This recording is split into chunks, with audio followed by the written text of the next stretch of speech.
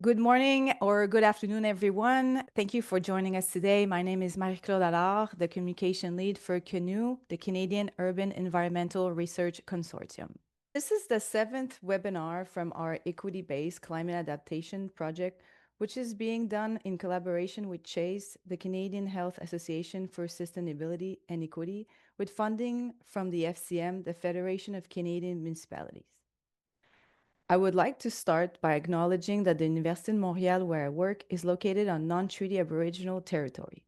This land has long served as a site of meeting and exchange among Indigenous peoples. I wish to pay tribute to those who since time immemorial have been its traditional custodians. Before we get started, I would like to remind you to turn off your camera and stay on mute during the webinar. If you have questions during the presentation, please put them in the chat. Our speaker will answer questions online when they can, and we will address any unanswered questions at the end of the session. Also, this presentation will be recorded and sent to all registered participants after the webinar. And now I will pass you on to Kim Perrotta, the Executive Director of CHASE, who will moderate this session. Hi, folks.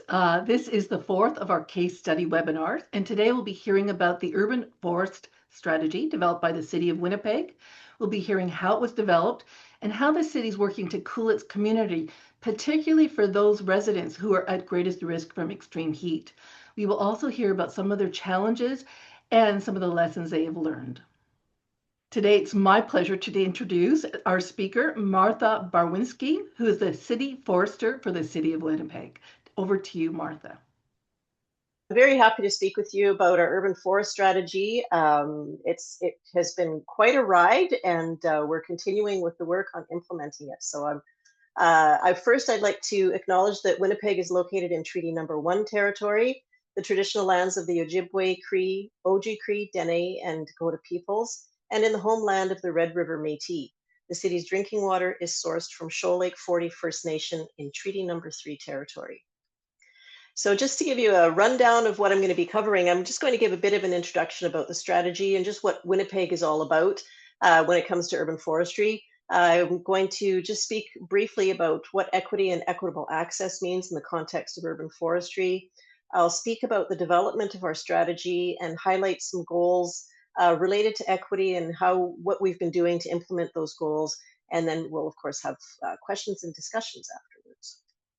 So what is and where is the urban forest? So essentially the urban forest is all trees in the urban area, in the city.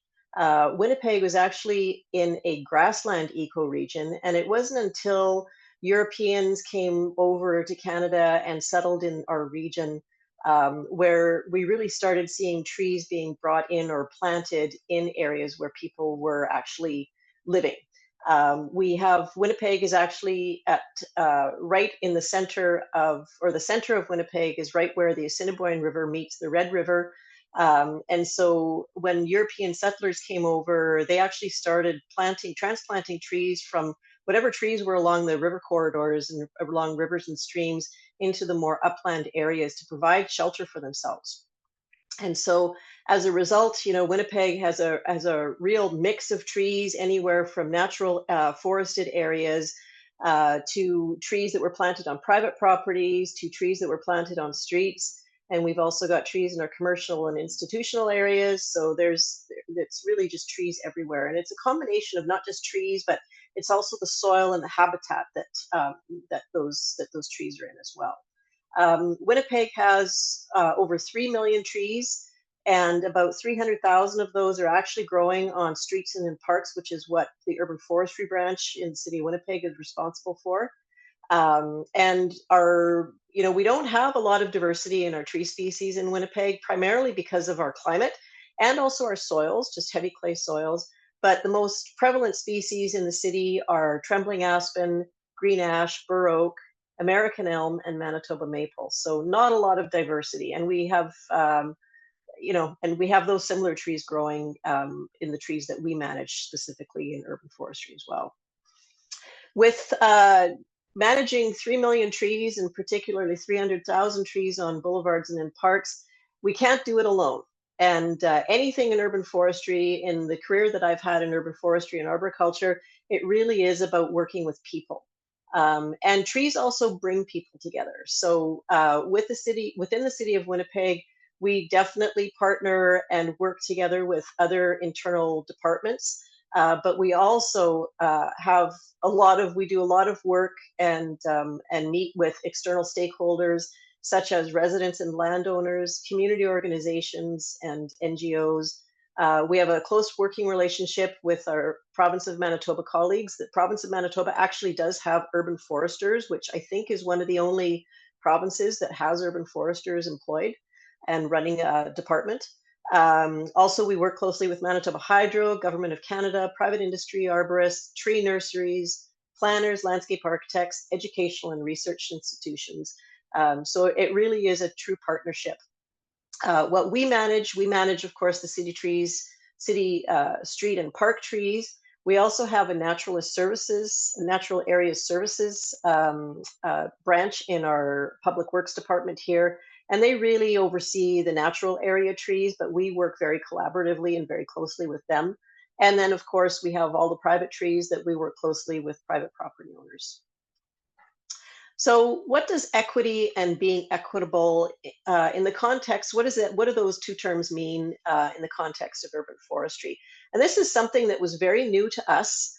And really this whole subject, we've really seen it, we started talking about it in urban forestry probably within the past 10 years. So it is relatively new. And we were even, challenged with trying to understand what all of that means. But I think we've got a good handle on it now. So just to define what it means in urban forestry, equity means that there is no one community that bears all of the negative impacts of the lack of canopy or the lack of natural assets. And being equitable is to recognize that there are varying circumstances and different needs in different communities, and that we allocate resources to achieve an equal outcome for all. Where traditionally a lot of our considerations and decisions were really based on ecological and scientific, more of the plant biology aspects of things, we're now incorporating social considerations more into governance, planning, management, and community partnerships. And really the overall goal is to improve equitable access to the benefits of the ecosystem services that urban forest provides. We are continuing to see increasing challenges in urban forest management for so many reasons related to urbanization, increased urbanization, climate change, which also impact equity, and it's all interconnected. So with the Winnipeg Urban Forest Strategy, it is a 20-year vision and direction for planning, protecting, growing, and managing the city's tree canopy. It responds to and builds resilience to current and future challenges, and it encourages collaboration and equitable access to benefits of the urban forest, and it supports reconciliation. So at the beginning, before we even started drafting the urban forest strategy, and this whole project started in about 2018. So it was a long-term project. It took many years to actually have the strategy approved by council. But around 2018, we started working with consultants, Diamond Head Consulting. And really, before you even start developing a strategy, you have to know what you have first. And so what we did is we worked together with our consultant to develop a state of the urban forest report. So it's kind of like, where are we at? First of all, what kind of inventory do we have? What do we know about that inventory? And what are the challenges and opportunities that we historically have had, and what do we see going into the future? So I'll just bring up the three more prominent challenges that we've had historically and will continue to have into the future. First of all, pests and diseases, so more on the biological aspect of managing trees. Dutch elm disease was detected in Winnipeg in 1975, which actually really triggered the management of our urban forest. Unfortunately, when we are faced with the risk of losing something great and losing something of incredible value, that often, unfortunately, tends to be the time when we kick into action, when we need to have action. And we continue to work to try to be more proactive before having to react. But with Dutch elm disease, it was discovered in 1975 in Winnipeg. We've lost tens of thousands of American elms over that 50 years. And now we're looking at about 6,000 trees are removed on average per year, American elms. And this is on all properties across the city of Winnipeg. We still have approximately 190,000 American elms in the city. And now there's a newer risk of another beetle, which is not indigenous or not native to Winnipeg, and a newer risk of spreading that disease even greater. Emerald ash borer, a lot of regions in North America have seen the devastation of emerald ash borer when it was introduced in North America. It was detected here in 2017. It really has not been as devastating here as it has been in other regions.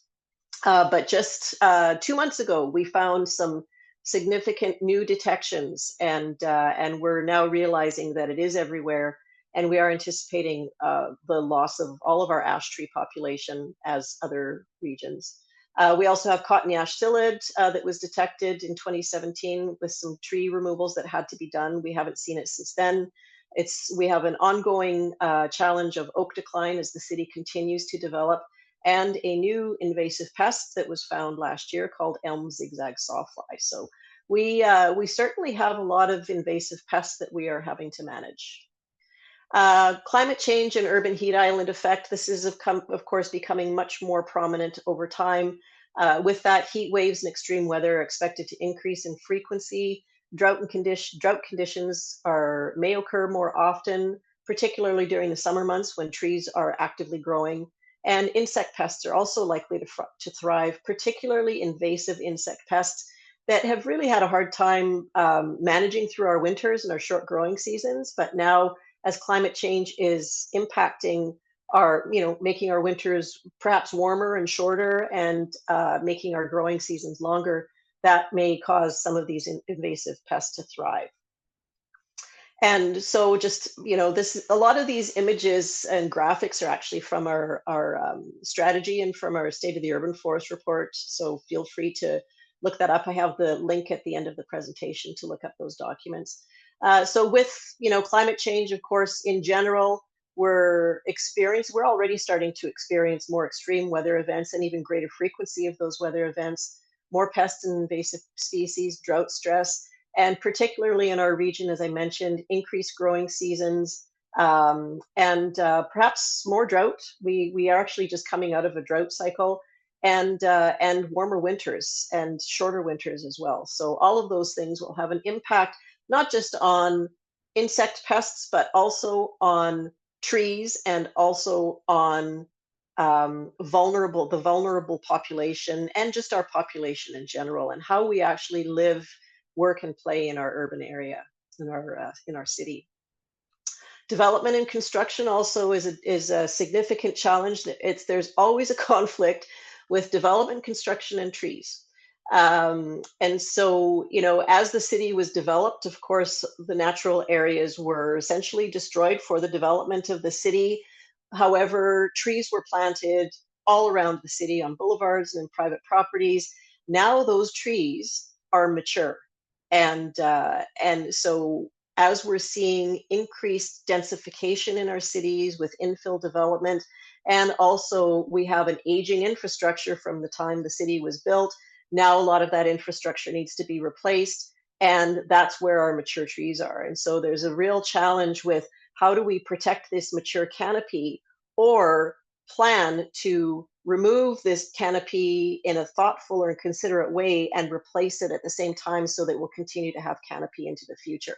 And that's a real challenge. It's we spend a lot of our time on this subject as a whole. One of the things that the city also had done back in 2020, and this happened at the time we were developing the urban forest strategy, which was really timely, was the city developed a poverty reduction strategy. And so our counterparts in other parts of the city that worked on this project, they mapped out high poverty and high needs areas within the city based on surveys and data from the Canadian census data. And these maps have actually been very useful for us. we actually have been using them when we plan out how we are planting, where we are planting, and we're starting to look more at our pruning strategies now in relation to these high needs areas. So what this map actually is identifying is that the higher needs areas where there is a much more concentrated situation of poverty. So larger proportion of the population in these areas is under low income or high poverty. And then the gray areas on the map are the areas adjacent where it's just broadens out, where there still is higher areas of need or higher areas of poverty, but also where there potentially are great opportunities to have a positive impact on the quality of life for the people in these communities. And this map is actually also on a layer that we use within the city. Our tree inventory is a layer on our mapping system with the city. And so we're able to actually overlay a lot of these characteristics so that we can help plan. It helps us plan what we're going to be doing into the future. And with the development of the urban forest strategy, we also assessed, we used that information from the poverty reduction strategy and overlaid that information with our tree inventory to see, what is happening, what kind of experiences are people having with trees or urban forest canopy cover in these high needs areas. And so what we did is that we assessed all of this, put this together, and discovered that, and this is very common, it's not just in Winnipeg, that in areas of higher poverty, we found that there was a lower tree density per hectare, so fewer trees per person, and often because there's a higher density of population in these areas, lower average canopy cover, lower tree diversity, and higher average temperatures. Now, in Winnipeg, one thing we said, okay, well, why is that happening? And we found that a lot of these areas are in the more mature neighborhoods, more central part of the city, where we also tend to have older homes, but also these are areas where a lot of these elm trees were first planted when the city was being developed. And so we have a very dominant American elm population in these neighborhoods and very mature trees. And there's also a higher density of people. And with that, just the way these neighborhoods were developed, they were, because of the higher density, there was also more impermeable surfaces, so less space, permeable space to grow trees. And also just a lot of other infrastructure was really consolidated or densified in these areas. And so there's fewer planting sites. And this is a common thing that we find in a lot of these neighborhoods. We also looked at, pairing up the urban heat island effect with the city, with the higher needs areas, and also the city's infill strategy for densification of mature communities. And when we put all this together, we see that the higher needs areas are also identified for further densification, but these higher needs areas also tend to be the warmest parts of the city, particularly in the summer months. And so the question is, how do we actually get trees or find the space to actually plant more trees to provide that canopy in these higher needs areas to improve their quality of life and improve their health too? So, and the other thing that we did with the development of the urban forest strategy is we did public engagement. We held a number of online workshops.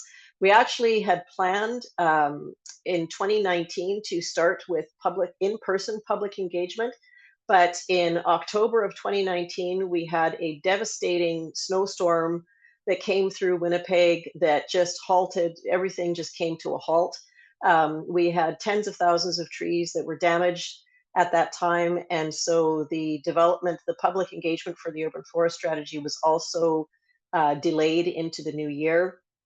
Then 2020 came along and COVID hit. And so then we weren't able to do in-person public engagement. And so we had to do it online and have online workshops, which were very well attended by our community advocacy groups and internal stakeholders. However, it was very difficult to be able to reach out to communities that were in these high needs areas. And it was very difficult to include or involve our Indigenous partners and Métis partners as well. So we know that there was a significant portion that was not represented. However, some of these community groups that did engage with us with our workshops, they actually tried to bring in those perspectives from other groups that weren't able to. So overall, we feel that we had fairly decent representation, but I know that there are gaps. But what we heard from the public engagement was that people in general wanted to see an increase in tree canopy cover with diverse, large, and healthy trees across the city. Basically, everyone recognized the need to have shade. And they also wanted to see more tree planting and prioritize plantings where it was most needed in most needed communities. They wanted to see incentives for private tree planting with equity considerations to address barriers to tree planting. And really, it comes down to the cost. It comes down to the cost for paying for the tree, cost for watering the tree. A lot of people can't afford to actually water the tree. And then what are the costs with maintaining that tree over a long period of time? And really, when you look at it, the cost overall for maintaining, if we look at it, the trees as an asset, the cost of maintaining a tree as an asset is much lower than people realize when you look at it as an asset. People also wanted to see more tree protection, particularly for us to have a tree protection bylaw for private trees and for increased protections for city-owned trees. And they also wanted to see more leadership by the city with coordinating stewardship activities and coordinating stewardship groups, and that equity should really be at the center of the city's approach, and also emphasizing messaging of the benefits of the ecosystem services. So we developed the vision for the urban forest strategy as an abundant, healthy, diverse, and resilient urban forest that is an essential component of the health and well-being of Winnipeg's people and communities. And one thing I do want to add to this is we actually had engagement from the Winnipeg Regional Health Authority representatives who were very active in our public engagement activities, but they also reviewed the draft of our urban forest strategy. And so the health and well-being of Winnipeg's people and communities really was a strong message that they brought into the development of our urban forest strategy, which I think was great because that just follows my principles and my points of view as well. So this is just a quick graphic just to give you an idea of the framework of the strategy, where we have the vision, and we had identified 5 main goals surrounding planning, planting, managing, protecting, and partnering. And so all of our policy directions and policy actions were assigned to one or more of these goals. And then we also established targets, so service targets of where we want to go in. And the biggest target here is really establishing a canopy cover of 24% by 2065. So when we were when we were doing our assessment in the State of the Urban Forest report, we found that Winnipeg at that time, back in 2018, 2019, had a canopy cover of approximately 17%. And so our goal is to reach 20% by 2045 and 24% by 2065. And that may not seem like a lot. We had people in public engagement that really wanted us to go bigger. But we also needed to recognize that this also is a grassland region, and it's not a forest region, and there is no one standard of canopy cover in any, like, across the board, across Canada and the cities. And it really is something that is specific to each city. And we recognize the value of the grassland region and those other natural areas as well. And also recognizing what can be done with the space that is available or potentially could become available into the future. And so that's where we landed on 24%. So just some highlights on the policy actions as part of our strategy. And this is where I'll kind of interject on what we've been doing and how we've been incorporating equity and involving people in these different action items. So under the goal of planning, we identified that we wanted to develop a customer service framework that prioritizes socially equitable service delivery. And this is something that we're really just doing within existing resources on an ongoing basis. So anytime we're looking at the customer service delivery, we're looking at it with that equity lens, and really the high needs areas maps has really helped us. That's been a very important tool for us. And also we wanted to explore more opportunities for service review or special program development in urban forestry to contribute to poverty reduction and city well-being. And a lot of this is really working with our community partners. We had implemented a homegrown program through the 2 Billion Trees grant from the federal government, where we were really prioritizing high poverty areas for tree planting, for community tree plantings. So these community groups had the ability to, it opened up opportunities for them to get funding to plant trees in their communities. We've learned quite a bit from that I'll get into in a couple minutes. So the other goal is planting and really just increasing new and replacement plantings and developing tree planting strategies in priority areas such as high poverty and urban heat hotspots. Planting seems to be the thing that everybody loves to jump onto. And so, we've had a lot of interest in this. And like I mentioned, with our homegrown program, we actually had a lot of communities apply for those grants over time. That program is ending this year. This is the last year for the program because the federal grant is ending. But now we are actually looking at how can we actually provide support to these communities. What we found with that program was that a lot of the high needs communities actually just don't have the ability or the resources to really run any kind of project, much less submit an application for a grant.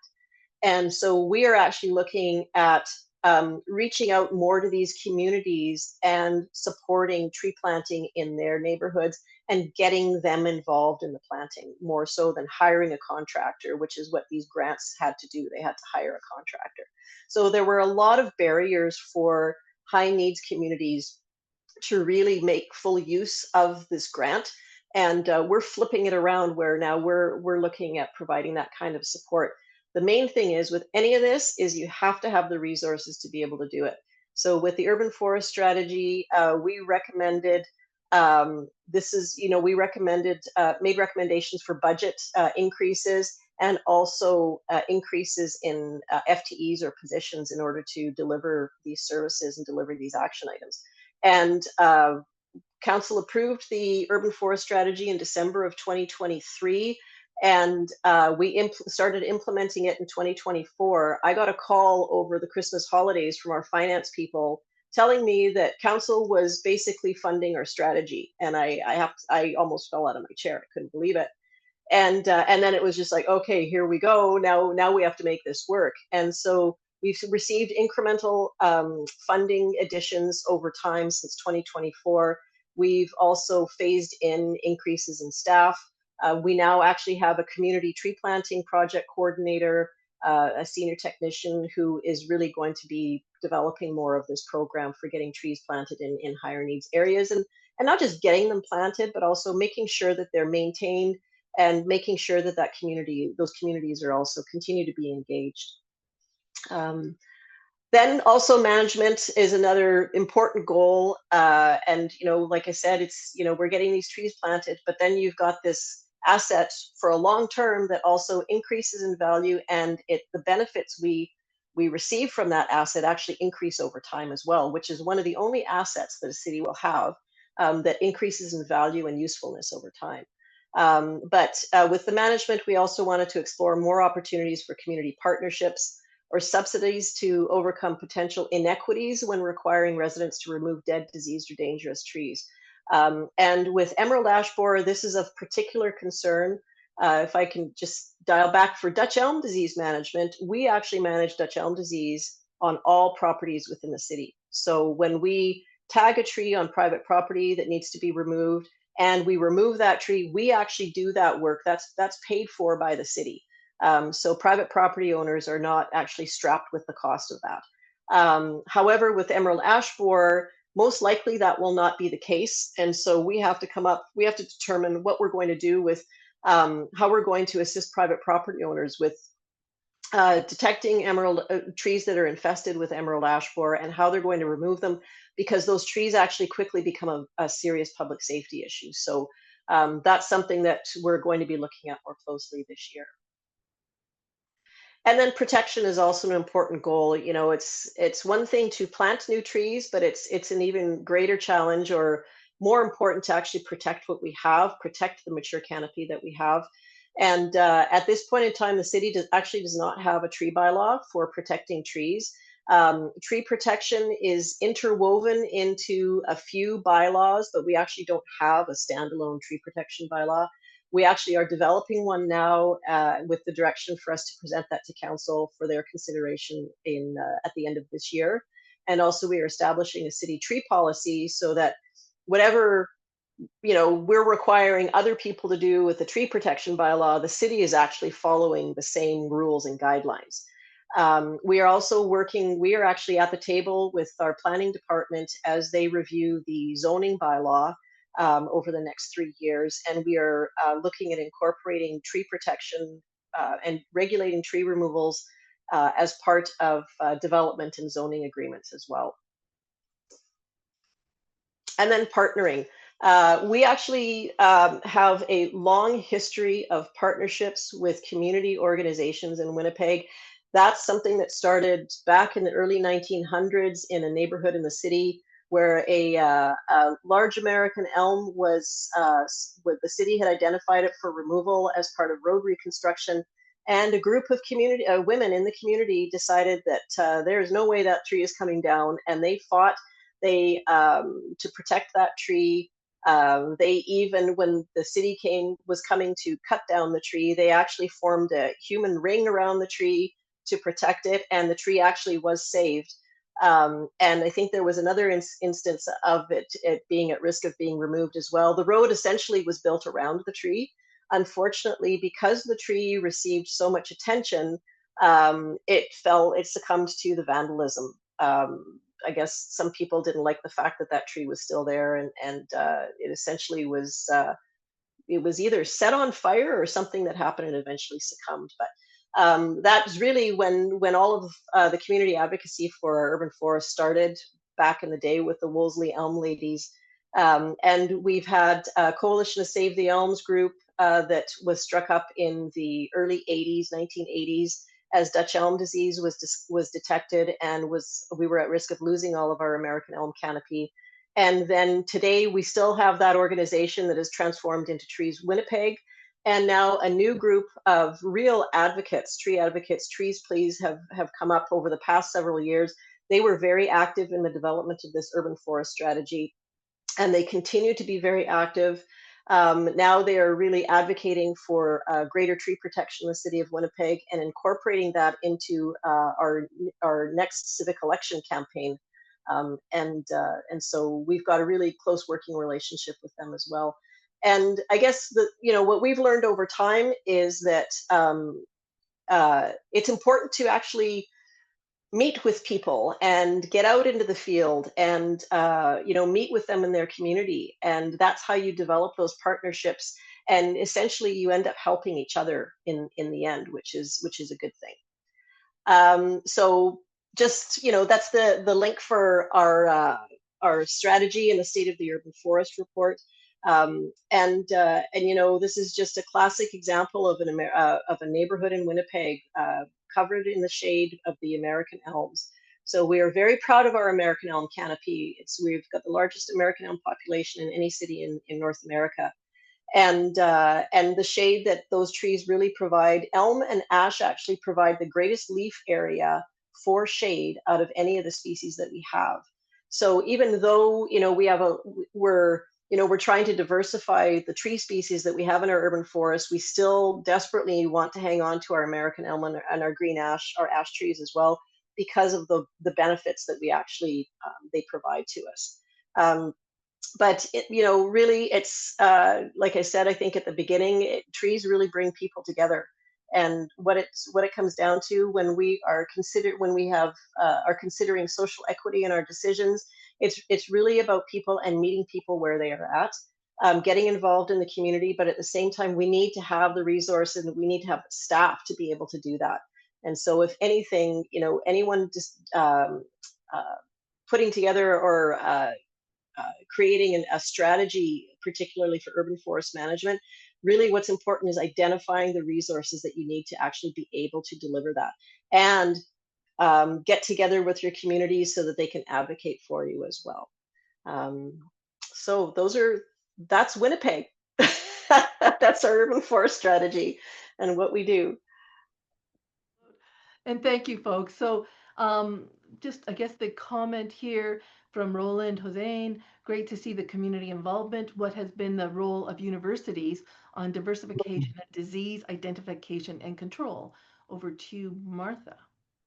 Yeah, so we've actually worked very closely with University of Manitoba in the past and University of Winnipeg more recently.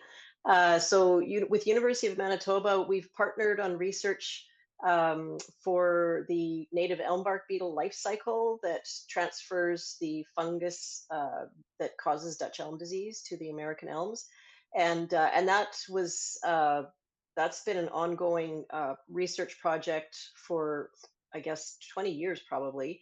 And now with University of as a result of retirement of the researcher at University of Manitoba, now we're working with another researcher at University of Winnipeg, and currently we're actually partnering with them on better understanding the life cycle of emerald ash borer in Winnipeg, because it is not behaving at all like it has elsewhere in Canada and the United States.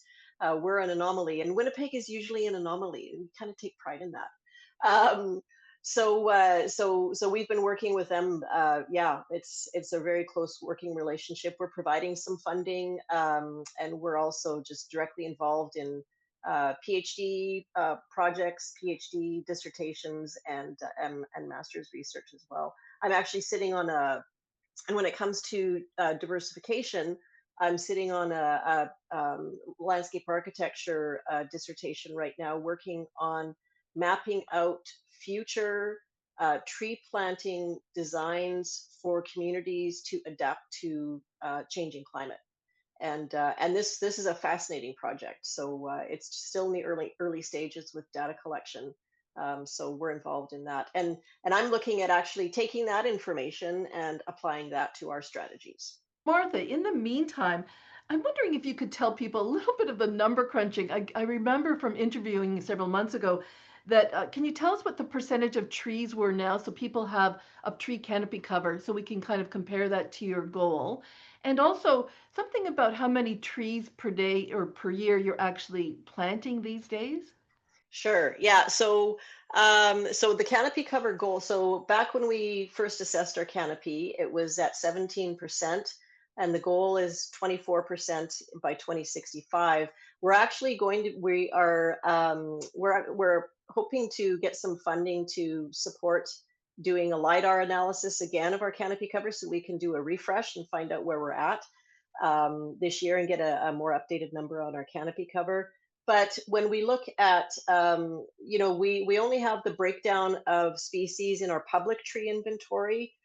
But if we were to look at those 300,000 trees that we manage in the city, about 30% of them are ash, and about 28% are elm. So, the trees species that are most at risk from invasive pests are the ones that are most abundant in our public tree canopy.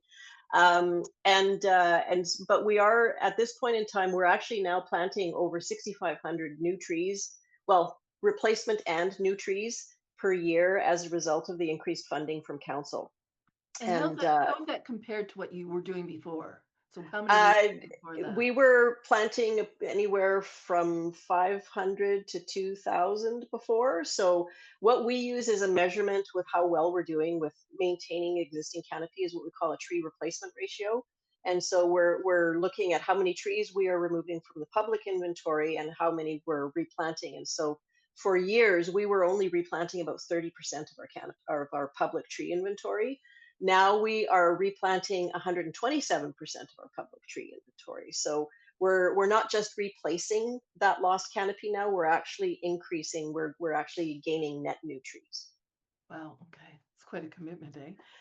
The biggest challenge though is replacing the trees on private property. And that's where working with Trees Please, working with Trees Winnipeg is really important with those community organizations to develop programs. This is something we're looking at into the future, is how can we develop programs to subsidize tree planting on private property, because it's, especially in the high needs areas, that's the last thing on people's minds. People generally are just living day to day to survive, and having a tree planting in their yard and having to maintain that is something that is beyond what they're having to deal with on a day to day basis.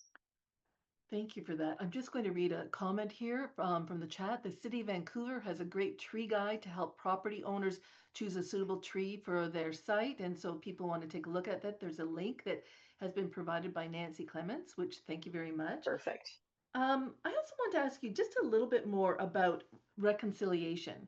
I know that you kind of mentioned that at some point that there's a real reconciliation kind of goal with the program. Can you speak a little bit more about what that entails for you guys? Sure. We've been struggling with that. And we found that with our public engagement. And I think it was just the timing with COVID is that we really struggled with reaching out and finding communities, Indigenous and Métis communities that we could engage with.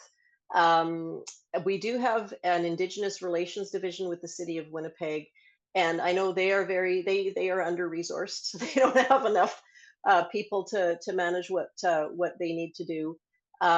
However, with our community groups, those partnerships with Indigenous and Métis groups is inherently in there. It's just, I think it is anyway. It's just we want to focus more on that, and not so much on that integration of it. We really want to tease out and bring out traditional knowledge and working with those community groups much more closely. One thing that we're learning from right now is the city is also developing a green space master plan, and that is through a co-development process. Mhm. And so I'm involved in that development of that plan, and so I'm watching to see how the co-development process works. And really what that means is that this group is actually working very closely, um, side by side with Indigenous community representatives and Métis government representatives to develop this green space master plan. And it's fascinating, and we need to do more of that. Thank you for that. And then one other question, I guess I come out of the public health sector myself, so I'll just say this when it sounds like public health played a really important role in the development of the plan. And I'm kind of curious, it's been my experience that public health arguments can also help tip support towards a program or resources needed. I'm just curious if that was your experience with the strategy. Did it help to have the public health arguments up there? Yeah, I think it did. And again, these were people that were involved in these community groups and these advocacy groups already, which is great that we're seeing public health representatives kind of being woven into these advocacy groups and influencing, their activities, and which is influencing policy. So I believe it did. I mean, it became a part of our vision statement, so it really did have a positive impact there. Is there municipal funding support for advocacy nonprofit groups, especially groups who may take on planting, maintenance, and/or public education in higher needs areas? Yes, actually, we've had a longstanding operating grant with Trees Winnipeg. We've been providing them with $20,000 every year to support their programming. That didn't happen this year, but it's just there were some changes in the organization and they didn't get their application in this year. But that group in particular has been working with schools in high needs areas to plant trees and get kids involved with tree planting, not just on the school properties, but also in their communities. So we have been providing that kind of support. And typically, there's a lot of other community groups that the city will support through community services grants, community building grants, to, hopefully allow a lot of these projects and that engagement to take place. Thank you very much, Martha. This has been wonderful. And I'd just like to thank everybody who joined us today and just say that Marie-Claude will be sending you a link to a survey from our funder. We would really appreciate it if you would take a minute to fill it out. And that our next webinar will focus on Montreal's Sponge Parks program, which is an innovative approach to managing stormwater. And that will take place on May 13th. And so if that's of interest to anybody, I hope you'll join us. And once again, Martha, thank you very much. It's been great. You're very welcome. Thank you.